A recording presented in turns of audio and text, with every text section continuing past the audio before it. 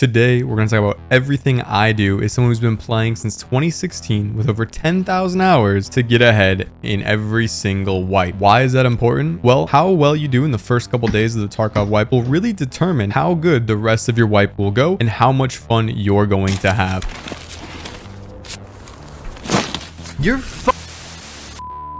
So make sure you watch this entire video if you want to have a lot of fun with the upcoming Escape from Tarkov wipe. And if you make it to the end of the video, I'll have a bonus tip to give yourself an advantage on players the first day in your first raid as soon as you go in that I never see anyone ever mention. But my name is Tickle your least favorite content creator. Make sure to smash the dislike button and tell me to kill myself in the comments down below. Let's begin. Before the wipe even happens, make sure you hop on your account right now, snap a photo of what your settings look like, your keybinds look like, as well as things like how you like to lay out maybe your key bar or how you like to go ahead and lay out your injectors case, maybe even your stash. And if it's too late for you to do that, don't worry, I'll have the mathematically correct graphic settings for you to use in the upcoming wipe in the top right now. Go check that out. Hopefully that helps you out, and I'll see you back here in a minute. While you're there, you can go ahead and take a little snapshot of your stats so you can go ahead and see how you improve over the wipes. This is mine from the last wipe. I actually went down 4 KD, so I just got worse. Hopefully that didn't happen to any of the rest of you guys. And now let's hop into things you can do when the wipe is actually here. Oh, and if you heard like the crazy bird call, that was my bird. He's flying around having a good time. I live in Hawaii. I don't know. I have outside things inside because my life is dope. Before you ever even load up the game, you need to decide what you want to do. Do you love fighting on customs, ground zero, woods, those first couple days with just random kits you've put together from whatever you get your hands on? Is that a great time for you on Escape from Tarkov? Or do you think that's kind of annoying? Because if you're on the latter, this is going to be the first Escape from Tarkov wipe where you actually have your accounts combined together between Arena and Tarkov. Now you will need to own Arena. It is a separate game, but you will be able to level in Arena, and it is very fast. So if you don't really like those early levels, you don't have friends to play with, and to you it's just a bit taxing, you can go down this Arena route. Now let's say you do like the idea, but maybe you don't have friends to play with, you are more than welcome to join my Discord. There's over like 15,000 members. It's very active, and I'll personally be in there playing with you guys, so the link will be down below. Make sure to join in if that's your only negative factor on going ahead and just playing Arena at the start of the wipe. Now you will be able to level 15, unlock the flea market, and go back and do those starting quests, and the area probably will have cooled down quite a ways. I'm gonna go ahead and put my bird away. He's very talkative, but if you like the idea, by all means go ahead and do it. I might even try it myself just to go ahead and shake things up and try something new with this Tarkov wipe. And you won't just be gaining levels and leveling your skills for your main Escape from Tarkov account, but you will be also progressing a new trader named Ref, who you will be able to buy like these little goodie crates from. I don't want to overhype them. They're not crazy good, but you will be progressing your main character and adding to your stash without ever stepping foot into Tarkov. Let me know, since this is the first time we've ever had this in an experience, what do you think of this whole you have the option to play Arena? Do you like it or do you dislike it? And let me know why. Now, if you've decided to go ahead and play standard Tarkov, you're gonna need to decide what faction to play. So over the course of a wipe, this doesn't really matter much, and I would go with whichever one you enjoy more. There are a few benefits to each of them that I will mention. The only thing I'll just go ahead and get out of the way is it's subjective if you like the Russian like the bear voice lines if you use those, or if you like maybe the bear cosmetics over the Usec cosmetics. Everything else we're talking about is just objective advantages. So early on, Usecs without a doubt objectively are better than bears, namely because they're gonna have a great time on Lighthouse. They can effectively just walk right up and do all of their tasks very easily. The rogues are not hyper aggro on them like they are on the bears. Additionally, since the recoil reduction changes, M4s the start wipe are very strong. They shoot extremely fast, and 855 green tip is one of the best early game ammunition. This makes Usec kind of a no-brainer at the very start of the wipe, especially if you like their cosmetics and you like their voice lines. Now where bear ends up being very good is specifically if you guys like to play to a high level. Because very few players play bear, the vast majority of people you're going to kill are going to be Usecs, and you'll naturally kill more high level players that are Usecs. Now why is that important? Well, if you're going to play into the wipe, like let's say over level 50, the trophy haul is based on the highest level tags you can get from the enemy faction.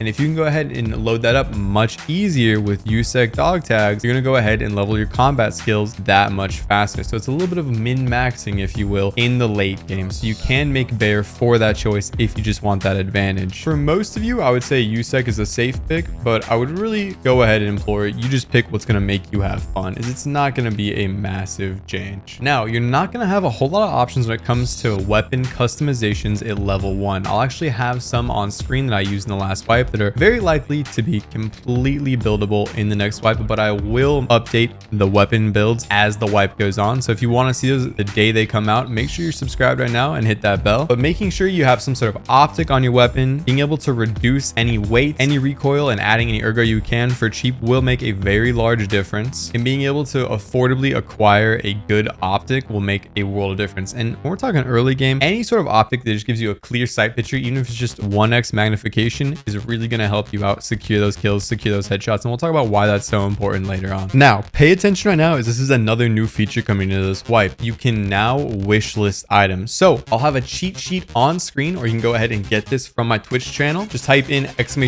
!quest items. I can be offline and it'll pop right up, and make sure you wish list every single one of these items. Now, historically, we've gathered all of these items beforehand, so we don't have to get stuck on quests, right? And they're in the order you're going to need to turn them in to the various traders. So you can go ahead and put importance on when to collect them that way. But you can go ahead and do due diligence and wish list every single one of these items. So when you're actually in a raid, you don't have to recall, like, is this a quest item? Look over another monitor. Maybe you don't have another monitor. You have to tab out in the middle of the raid. You can just quickly see, hey, yes, this is on my wish list. This is a quest item. I am going to grab this. Do go ahead and spend the 5 or 10 minutes. It's going to do that while the servers are on fire anyways, and you will thank me later on. Then as you see, hey, I already have all my gas analyzers. You can go ahead and remove those from your wish list. No big deal. And it will make your questing experience go by so much faster. Now, if this is maybe your first wipe, let me explain why we like to go ahead and collect these items beforehand by just stashing these items in our inventory. As soon as we get that quest, we can bam, complete and go on to the next one. You'll level significantly faster, and you're not going to get slowed down by this quest tremendously, and it'll help you get outside of the pack. Like, you want to get ahead of the curve. You don't want to be stuck on the same quest as everyone else, because everyone's going to be stuck brawling over those items. And sometimes it can be fun, but other times it can be quite taxing when you've died for the 10th time just trying to go ahead and do delivery from the past, right? It can be a little obnoxious. So try to either get ahead of the curve or stay a little bit behind the curve, and you're just going to need to go ahead and determine how much time you have to invest. Some of you guys are going to be students who are going to play the game a tremendous amount of time. Some of you guys are going to be taking a gap year and playing just as much as streamers. Other of you guys, you have a family. Maybe you have like a kid at home, right? You work a full-time job. You're not going to have the same time to commit. Just be honest with yourself. How much time can I commit to this? And just try and stay out of the bulk of people, and you'll have a tremendous amount more fun in Escape from Tarkov. Now, similar to how the wish list item will have a unique little icon pop up in game, you'll also have this for your hideout items. So I know if you guys wanted to min-max in the past, you'd have, or maybe you just write something down on the piece of paper next to you or have it on your monitor again, you'd have your hideout upgrades ready to go. These will just pop up naturally for you now. So you can say, hey, I need that duct tape, and you can go ahead and grab those without paying too much attention, and it'll really help later on when we talk about loot prioritization. But while I have you here, let's talk about loot priority. So you're going to want to prioritize getting your close quest items. That means things like Saluas, gas liners, of course, or maybe things you're going to be doing in the next couple days. The rarer the item is, the harder it'll be to go ahead and grab them. The earlier you want to start going ahead and collecting them. So from day one, for example, you want to get those flash drives because they are a pain in the ass. Put a lot of emphasis on looking for those flash drives from your very first raid, because they're one of the first rare items you're going to need to go for, and everyone's going to need to start hunting for them early on. Now, if you have something like propane tanks, you don't really need to go ahead and collect those and put a whole lot of value on getting those from day one. You can probably collect those maybe a couple raids, maybe 10 raids before you're actually getting to the quest where you're going to be turning those in. So just make that mental note for yourself, and that way we're collecting these items so we can get ourselves more experience, so we can progress faster and get things like higher tier medication, higher tier armor, better ammunition, better optics, and these things are just going to make us snowball, live through more raids, kill more players, and progress even farther ahead in the pack. The next thing you want to prioritize at a low level is high tier medications, ammunition, armor, and optics. And I said, hey, we're trying to progress to gain those things. We also need to keep our eyes out for them in raid, being able to get grizzlies, being able to get pre-painkillers, right? Getting a strong front plate early on, getting a few,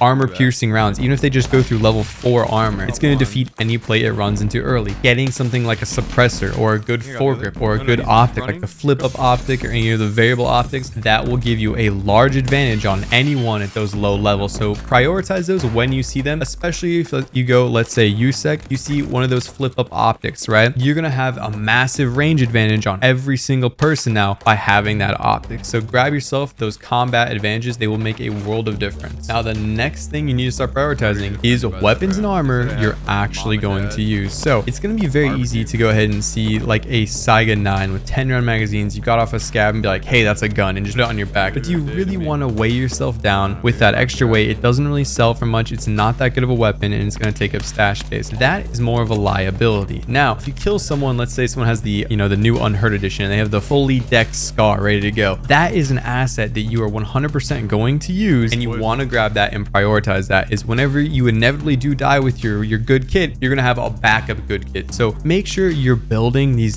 good kits ready to go for when you do inevitably die. You don't want to be stuck running scav gear. You do want to use your best equipment in smart situations as much as you can. You need the combat advantages so that you can get ahead of other players. Now let's talk about today's sponsor, War Thunder. They were so gracious to sponsor today's video, and I know you guys already know about War Thunder.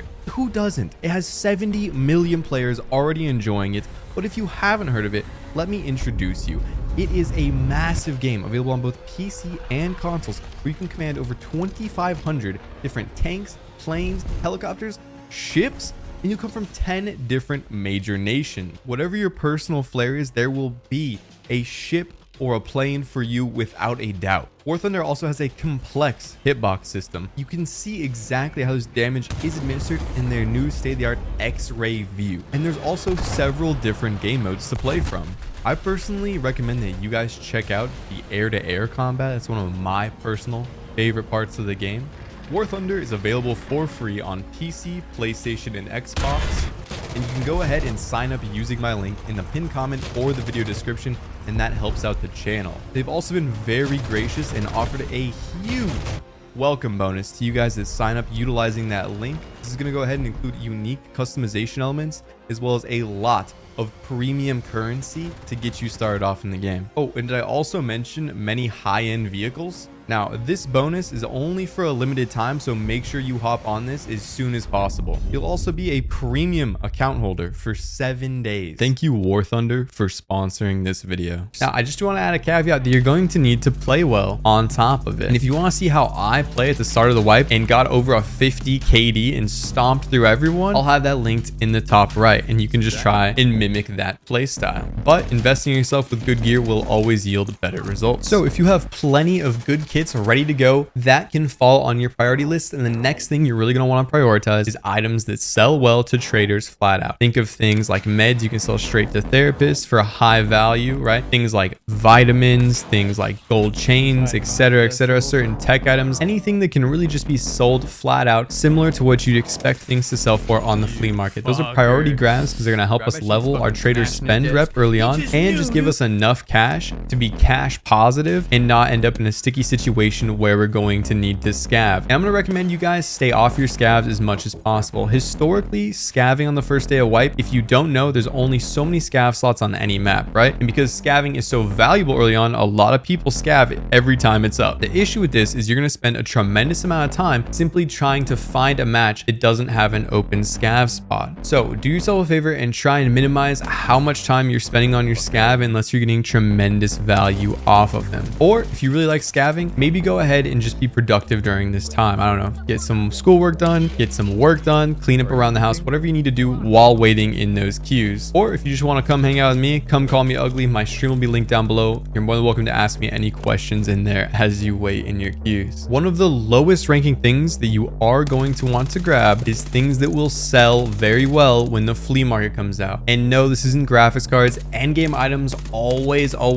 sell for very little early on. If you have extra money laying around, I would recommend grabbing things like your graphics cards and your other expensive hideout upgrades as early as possible, right? Because those will go up in value tremendously, where things like cases, etc., are going to come down in value. So try and invest in things that are going to go and appreciate, and then buy things that are going to depreciate instead if you don't need them immediately. But I see so many people prioritize this where they're like, oh my god, this motor, I'm gonna grab this motor instead, and they don't grab their quest items, and they just end up getting stuck in the mud, is what we'll call it. If you're like stuck and not progressing, like you might have a scav junk box, which we'll talk about later, it's filled with items that will sell for a good amount in the flea market, but if you're not unlocking the flea market, it's not necessarily doing you a lot of good. If you're stuck with level 1 traders, it's not doing you a lot of good. If you're stuck scavving and you're spending most of your time loading in because you grabbed those flea market items instead of your quest items, or instead of your immediate sellable items or your kit items, you're just gonna have a bad time. So do not make this mistake. I see a ton of people making this mistake. And the next thing you can do to just help yourself out is grab those hideout upgrades. If you see them, they're very, very low priority, because once you hit 15, you can just go ahead and buy them, right? So it's very low priority. And I would say grabbing the expensive items. If you have empty slots and you're not super overweight, it can be good to just go ahead and grab these if you see them. Let's talk about getting yourself some extra experience so you can unlock the flea market faster than all of your peers without doing anything extra. The first thing you're gonna want to do is, after you've hit level 5, you're gonna quit healing with therapists, because healing with therapists to level 5 is always free. After that, you want to go ahead and utilize meds you buy. Now, namely, grizzlies can be really good for this because they're cheap and they heal a lot, but you can just use up all your meds. So let's say you brought a car med kit into a raid and you used it down to like 50. Just keep your partially used meds that you don't want to bring back into a raid in your stash, know where they're going to be at, and just use them up to heal. And this will actually give you experience, and this experience will add up quite a bit early on into leveling you ahead of your peers. The next thing you want to do is just always make sure you're tapping scavs in the head. It seems like a no-brainer, but you do get a really big headshot modifier for shooting them in the head. You're gonna make less noise, you're gonna spend less ammunition on scavs. It's just a no-brainer. Just take the time, line up that headshot on that scav, lay cover, and you're gonna be rewarded for doing so. After that, tap F on all the safe bodies. Do not go around tapping F on all these bodies, especially if you didn't kill them. Do not be greedy for this. Just tap F on bodies you see, because if they're looted already, you're not gonna get much experience for tapping F, as the experience reward for tapping search on bodies is directly correlated to the loot on them, right? You do not want to be in a super hot zone where there's dead bodies that you did not kill tapping for experience, because you're going to get tapped in the head. But all of those things will yield to you getting substantially more experience than your friends. And if you want to do a little bit of an experiment, this might be a fucked up experiment, but you could simply just not tell your friends about this if you guys always play the same, and see how much of an experience difference you truly get. Now, that's kind of like a son of a bitch angle to take. If you want to just help your friends, you could also just link them this video. And hey, if they watch it, they'll know that you decided to not use them as a weird fucked up science experiment. So you're just gonna develop some rapport with them, right? Earlier we spoke about hideout upgrades. So what I want you to prioritize in your hideout is just get level 2 water collector and level 2 laboratory, so you can make the 3 60-round AK magazines you're gonna need to hand over to Prapor fairly early for ice cream cones. Or I need you to be ready to go to labs and get them that way. So if you're not comfortable with labs, be prepared to prioritize that, all right? And when it comes to the hideout, I'm gonna do an entire separate video about this, but just earlier, how I told you, be realistic with how much time you have to spend playing this wipe. So if you're gonna play a lot, spam through that hideout. Spend all your early money on that hideout before it gets really expensive, before the majority of players are on that. Now, if you're playing a lot slower than everyone else, don't feel the need to spend a tremendous amount on the hideout, as those items will go down if you're falling behind the curve a little bit, and you're just being wise with your money at that point. But we'll do a whole video on what items you should prioritize in your hideout. I have one on the top right. Just kind of shows some end game things you might want to aim for. This will be more of a wipe centric focused video on the hideout coming soon, but I'll link the old hideout video in the top right. Stash organization early on is very important, and it's going to be much different than my mathematically correct stash organization video. Early on, I would just really utilize the auto sort feature and get your hands on as many cases as you can. The first case you're going to want to get, of course, is the Lucky Scav junk box. Save up 1.1 million rubles, or go ahead and do the barter for some dog tags and get one of these immediately. Throw your quest items in there, throw your hideouts items in there. You can also grab another one and throw your flea market items that you're going to try and sell in there as well, but just get these as soon as you can. Until then, make sure your backpacks are stacked. Make sure you have rigs that you know have quest items in them or have certain weapon attachments in them. Whatever it is you need, make sure you're going ahead and doing this. I did do a early game stash organization video, so if that'll be helpful for you, I'll have that in the top right. And at the time of recording this, I may have already made my mathematically correct stash guide. This is what I personally like to utilize to be in and out of my stash in around 20 seconds and grab full meta kits. The next thing I want you guys to prioritize is spending money to make money. Do not get hung up on investing in your hideout if investing in your hideout is going to get you further along in your quest. The same can be said about keys. Go ahead and buy it, especially now with the flea market changes. You're going to be able to go ahead and sell it back or help your friends out, guys. Invest in those cases. I know it can be really nice to have the number get bigger in the top right, you know, your little million million monkey brains. It's easy. You have 2 million rubles. Now you have 3 million rubles. You feel good. Invest the money, guys. You're going to make more. Do not worry. Buy those things. It's like getting educated. It's like getting a formal degree. It's like, you know, going ahead and going to trade school. It's going to make your life significantly better, make your matches go smoother, and make your progression significantly faster. So invest your money in things that make your life better. I'll be releasing a case priority guide as well as a key priority guide when the wipe hits, so make sure you're subscribed for that. If you're stuck on any keys, don't be a stranger. Just join the Discord down below. Ask me, ask someone else. We will be happy to help you out so you're not stuck on your quest and you have people to play with. There's a lot of cool people in there. And honestly, guys, I am probably the biggest son of a bitch in my own Discord, and there's like 15,000 people in there. I look forward to meeting each and every one of you. Feel free to pop in. My DMs are always open. The next thing you need to decide early on is, do you really want to insure items? I know a lot of you guys will just always hit insure all, and it's usually very cheap early on in the wipe. Now, the reason why I ask you, do you want to insure items, is do you really want that P.A.K.A back here in 48 hours? So in 3 days time, do you really think you're still going to be utilizing P.A.K.A? If the answer is no, you might just be going ahead and paying a fee to go ahead and make your life harder later on. Now, if you think people aren't going to loot this item and you could sell it back and still make a profit and level, your trader rep, get a little bit of money back, it could be worth insuring. However, if it's a junk item, you don't really want to go ahead and sell it back to a trader. It's going to likely be damaged when you get it back, and it's just going to go ahead and bother you later on, making you need stash space. And I would say don't insure that item. Kind of a weird one, but I never seen anyone talk about this, and it will save you time, so I would recommend that. Up next, I want to talk about some painful early game items that I see a lot of people get stuck on. Generally, if you can get over these painful early game items, you are home free. You're gonna have a great rest of the wipe, but people that do have a hard time with these items tend to burn out early. So the first one, you're probably all familiar with it, is Saluas, guys. I see a lot of people say, oh, just go to Crack House, just go to Crack House, no big deal. Guys, every single person goes there to get their Saluas, right? It's gonna take you a tremendous amount of time to get them. So what I would recommend is go to whatever map comes to mind where you can think of the most medical spawns, right? And it's gonna be different for every single one of you. I don't expect all of you to have the same map knowledge as me and have all of the loot spawns memorized, right? You guys haven't wasted 10,000 hours playing this fucking game like I have. Hopefully the rest of you who've contributed to society and had a good life and not been a full-time loser like myself. So go to whatever spot you can think of that has a lot of medical spawns. For some of you, that's going to be Emercom. It's going to be on Woods, right? For others of you, it's going to be Mantis on Interchange. For some of you, you're going to be very familiar with the medical spawns on Reserve. For some of you, that is going to be Customs. Some of you that played Ground Zero a lot in the last wipe, you're going to understand where the medical spawns are on Ground Zero. Wherever you can think of these medical spawns, hunt there. Think outside the box, and you're going to get through this quest so much faster. A lot of people all just go to Crack House. It's just a bad time. I would strongly recommend you don't go there. The next item is 3M white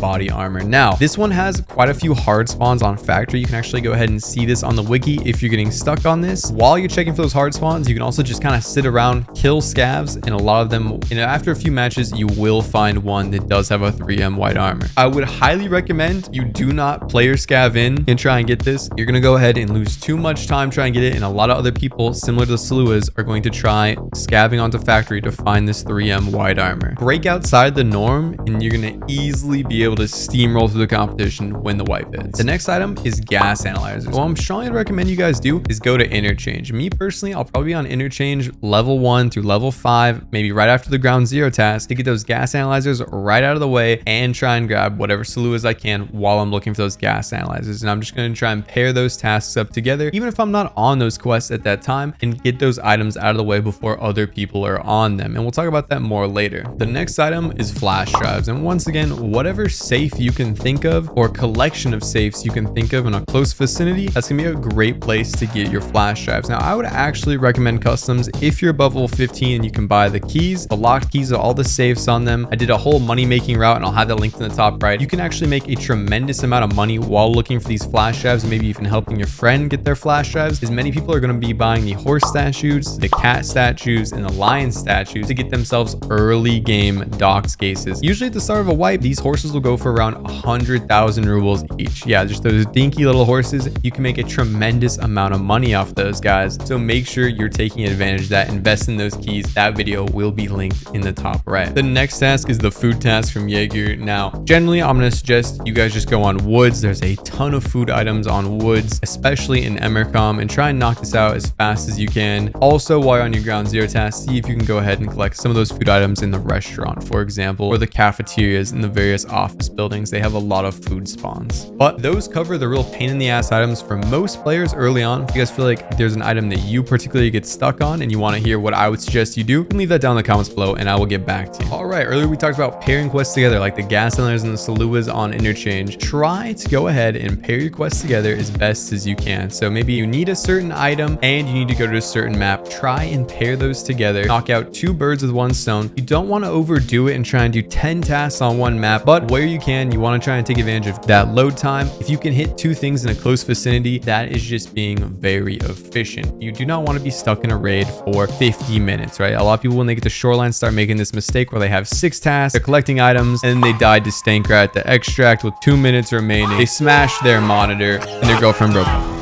The next step that you absolutely need to make sure you do not fucking do is don't do any quests that lead to nowhere. I'm sorry for blowing your fucking ears out, but you needed to hear that. Listen up, because this is important.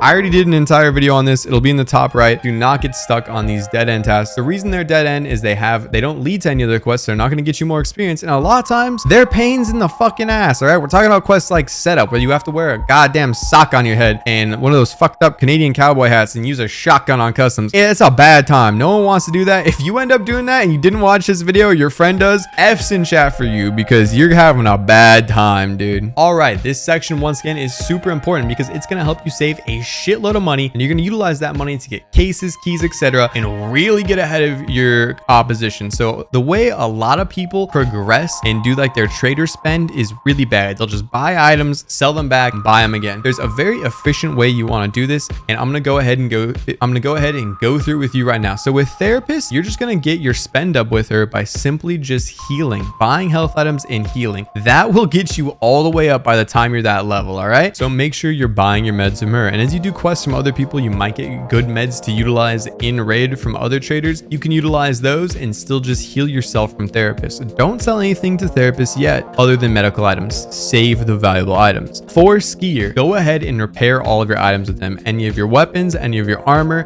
that is going to go ahead and get your spend up with Skier. You will want to also sell some one-off weapon components. He's kind of a pain in the ass with what he wants, so just go ahead and sell things to him that he will buy, right? Mechanic and Prapor aren't picky about this, so we'll save them from later. Jaeger to Skier, you're going to want to go ahead and sell literally any weapon part you can, first and foremost, to Jaeger. He's a son of a bitch about what he likes to buy. He'll buy melee weapons. That's a little hidden tip for you. You always want to make sure your melee slot is empty, as you can grab yourself a Scav hatchet, and that's just a 50k income you're going to get every single time, and it doesn't matter if you die. And it's also going to make your Jaeger spend very easy. So grab melee weapons as you go, crowbars, things like that, and sell them to Jaeger. You will naturally get your Jaeger rep up while making money, and it's just an unused slot on your character. But also sell those weird son of a bitch items like shotguns, things like that to him to go ahead and get that spend up. Once you've sold as much as you can to Skier and Jaeger, that's when you're going to want to go ahead and sell things to Prapor, right? And you might not have to sell that much of Prapor because you're likely insuring your items with Prapor as well, and that's going to go ahead and get your spend up with Prapor. But some of you guys might like to insure with Therapists, so you might need to sell some items to Prapor. After you've gotten Jaeger, Skier, and Prapor all their spend up, that's when you sell to Mechanic. He does pay the most for weapon components. However, you won't be getting level 2 Mechanic for quite a while, and he's very easy because you can sell literally everything to him. When it comes to Peacekeeper, guys, what you want to do is transition rubles into USD, and this will actually count as spend with him.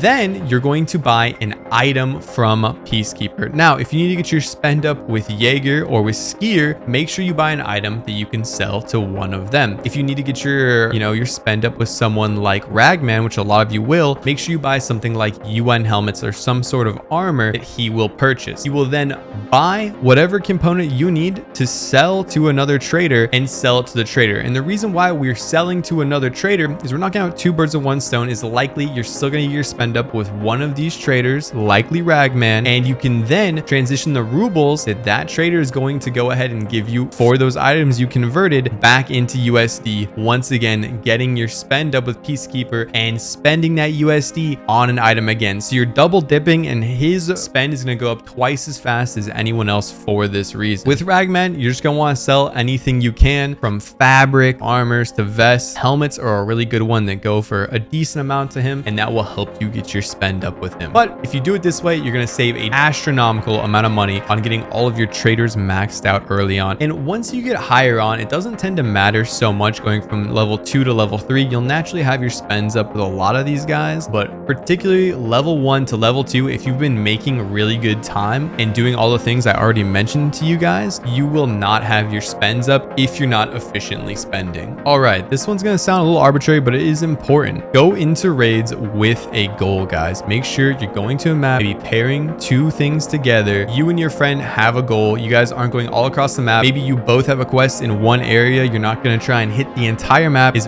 one of you is going to die and just end up waiting for the other person, and it's going to go very, very slow. Make sure you guys go in with some sort of game plan. Keep in mind, you guys are going to be very heavy. All of your stats have just been reset. So your character, he's going to move slow. Everything is going to be heavy. Your weapons are going to be inefficient, have low ergonomics. They're going to ADS slow. You're going to have bad optics. You're not going to be able to engage people very well. You're going to have very bad meds. Think like AI2s, bandages. How are those meds so much worse than things like Saluas, etc.? It's in the use time. You have to spend a tremendous amount of time healing yourself back to full when using those cheap medications. You loot significantly slower at a low level. Not only do you not have the attention and search levels, but you need a lot of different items. You need to think about them. You're doing a lot of min-maxing. Oh, I'm gonna drop this. I'm gonna grab this. I'm too heavy. You don't have those injectors yet, right? You can't pop a mule and get out of there at level 3. So go in there with a game plan, especially because you don't want to be overrun in packed lobbies. A lot of people are going to be on the same goals. Make sure you're going in, doing your quest, and getting the fuck out of there, because it's probably going to be a few minutes until someone else is there to do their quest. Additionally,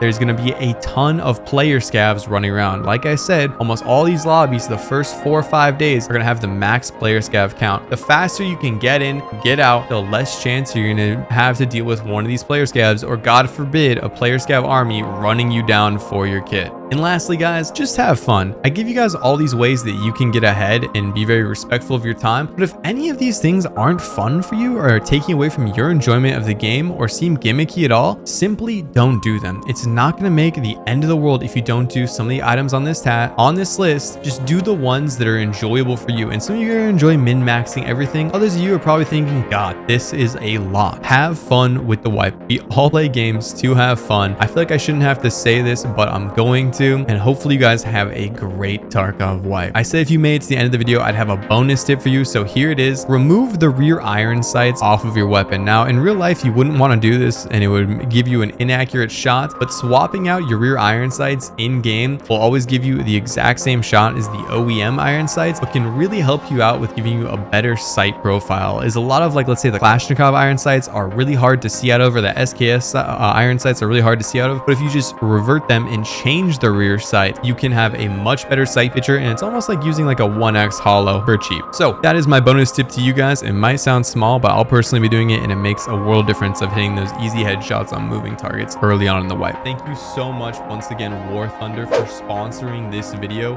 Make sure you guys use the link down below to claim that package before it's too late. Other than that, guys, I appreciate you guys making it to the end of the video. If you want to know every single change that's important that you need to know that's coming in the next wipe, go watch this video. It will help you out. Other than that, I will see you guys all in the Discord on the live streams, and I'll catch you guys later. Peace out, boys.